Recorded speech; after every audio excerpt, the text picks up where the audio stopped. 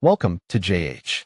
Today we're looking at Eharmony, the dating app that promises to help you find a long-term, meaningful relationship, because apparently, finding a soulmate is as easy as filling out a questionnaire. But the big question is it actually legit or just a high-tech way to stay lonely? Let's find out together. First off, Eharmony is available on both the Play Store and the App Store.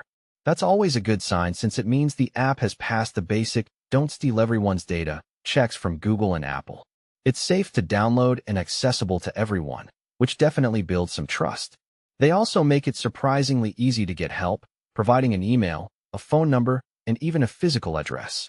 It's reassuring to know there's a real place you can go to complain when your perfect match turns out to be 3 raccoons in a trench coat.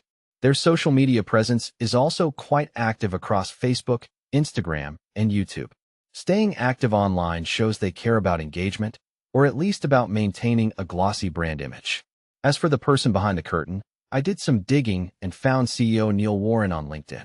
Transparency is great. It's always nice to know exactly who to blame for your disastrous Friday night plans. Now, let's talk about what the users are actually saying, and things get a bit messy.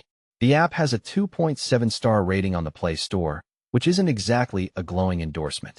Over on Trustpilot, it's sitting at a 2.8, and the reviews are more divided than a family dinner during an election year. While a few people have had positive experiences, many others are just plain frustrated. On Reddit, the discussions are even more brutal. Users frequently complain about deceptive subscription practices, the Herculean effort required to cancel a membership, and matching with users who haven't logged in since the invention of the wheel. While some managed to get refunds using the 3-day cancellation policy, others lost a significant amount of money with zero help from support. A few people claim the matches are higher quality, but the general consensus is that the app is overpriced and ineffective.